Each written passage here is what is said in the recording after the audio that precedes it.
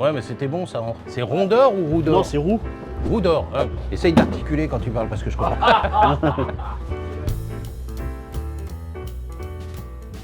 Aujourd'hui, j'ai le plaisir d'accueillir Nicolas qui nous arrive tout droit de la société Saint-Michel que vous devez connaître. Comment vas-tu Nicolas? Très bien, merci Manu, et toi? Eh ben écoute, extrêmement bien. Là, il est venu nous présenter des... Paris-Brest. C'est ça. Bah écoute, tu peux nous parler un petit peu de tes Paris-Brest? Voilà, donc c'est des Paris-Brest fabriqués en France, dans nos usines en Dordogne. Recette traditionnelle de pâte à choux. Ce produit est vendu à l'ambiant, prêt à être utilisé. Donc c'est vendu tout cuit comme ça, on n'a plus qu'à le garnir. On peut faire du sucré salé puisque la recette est neutre. D'accord. C'est une recette de pâte à choux de base, mais on connaît les caractéristiques un peu compliquées pour la réalisation du pâte à choux.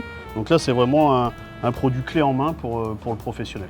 On va faire un Paris-Brest-Dubaï, Paris-Dubaï. Bon bah écoute, très bien. Tu veux qu'on commence par quoi? On va couper notre coque de pâte à choux. On a un produit qui est très alvéolé. On va bien le garnir sur le dessus, sur le dessous, mais si on le perce en dessous pour le remplir, on voit bien qu'on n'est pas embêté par les alvéoles. Ouais, voilà. okay. J'ai préparé une ganache blanche pistache hier que j'ai laissé bien refroidir. On va pouvoir l'émulsionner pour qu'elle monte et qu'elle soit encore plus légère. Voilà, on va en faire une mousse.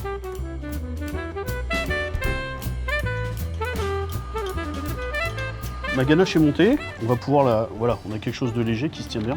Qui est bien foisonné. Voilà. La veille, on peut aussi mettre nos Paris-Brest au frais, qui reprennent un petit peu d'humidité pour la découpe. C'est encore mieux. Je vais le garnir, je vais rajouter dedans des éclats de galettes Saint-Michel. D'accord. C'est des éclats de biscuits. Ils ne reprendront pas d'humidité, puisque notre ganache, c'est un produit gras. On a aussi une déclinaison en éclats de cookies. D'accord, avec du chocolat dedans. Chocolat dedans, oui. Pépites de chocolat. À la limite, on peut même faire du cheesecake, base de cheesecake. Avec du beurre. En topping. Ouais, exactement. Ok. Rose des sables avec du chocolat, voilà.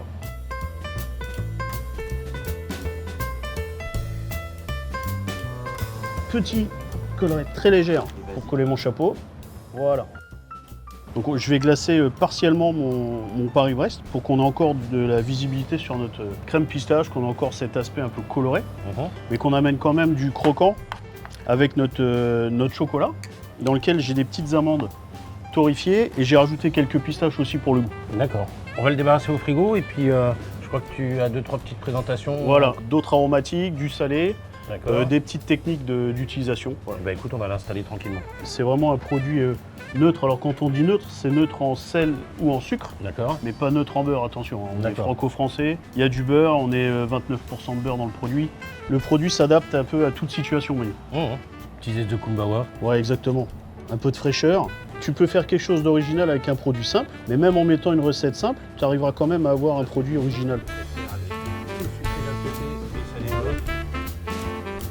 Voilà, j'ai ma crème, j'ai ma pâte, j'ai mes petites inserts, le chocolat croustillant autour, voilà. Les petites brisures. Bah écoute Nicolas, je te remercie pour cette belle réalisation. C'est un plaisir de te recevoir et de t'accueillir encore une fois à l'Académie. On va vous saluer et on vous dit au mois prochain. À très bientôt.